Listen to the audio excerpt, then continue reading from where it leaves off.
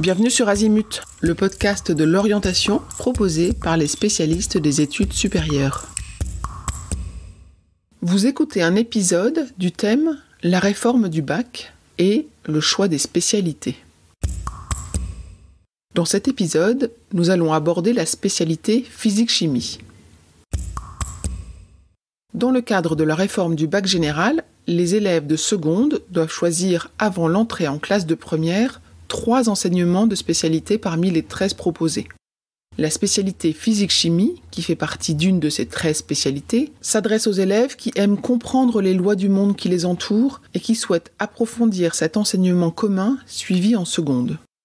Son objectif est d'offrir aux élèves une approche concrète et vivante de la physique et de la chimie en s'appuyant sur la pratique expérimentale et sur la modélisation.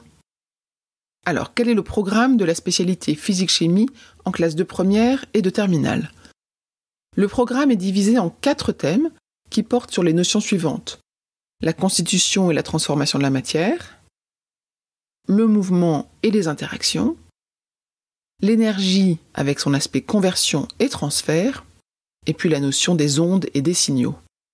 En première, la spécialité physique-chimie est enseignée 4 heures par semaine, et en terminale, elle est enseignée 6 heures par semaine. Voyons ensuite comment se déroule l'épreuve de spécialité physique-chimie au baccalauréat. Si la spécialité est abandonnée en fin de première, c'est la moyenne du contrôle continu de l'année qui est retenue avec un coefficient de 5.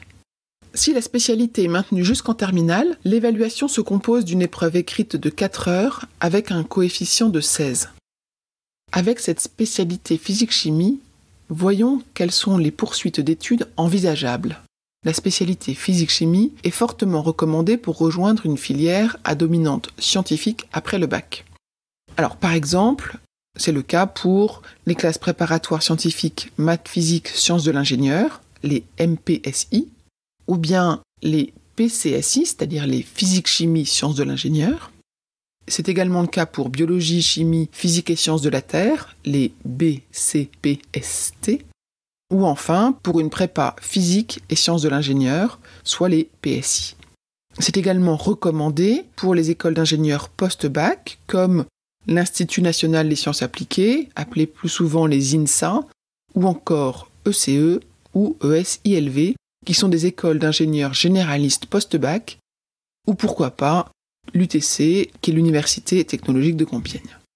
Cette spécialité, évidemment, est nécessaire pour une licence de physique ou chimie, pour la licence STAPS. Cette spécialité s'applique également pour un BUT en IUT du secteur industriel, tel que génie civil, mesures physiques, génie électrique. Alors BUT, c'est le Bachelor universitaire technologique, et l'IUT, c'est l'Institut universitaire technologique. Et enfin, pour un BTS, le brevet technicien supérieur, dans les secteurs de la chimie, de la physique, du paramédical et de l'environnement. Cette spécialité physique-chimie est également incontournable pour ceux qui souhaitent candidater dans les domaines du médical, que ça soit en PASS, le parcours spécifique Accès Santé, et dans certaines LAS, c'est-à-dire les licences d'accès santé. Pour aller plus loin, n'hésitez pas à consulter le site Horizon 21, nous mettrons le lien dans les notes de cet épisode. Il vous permet de tester différentes combinaisons d'enseignements de spécialités et de découvrir leurs débouchés post-bac. Nous espérons que vous avez compris en quoi consistait la spécialité physique-chimie en classe de première et de terminale et que les poursuites d'études avec cette spécialité sont maintenant plus claires. Retrouvez d'autres épisodes sur la réforme du bac et le choix des spécialités dans ce podcast. Cet épisode est terminé. À bientôt sur Azimut.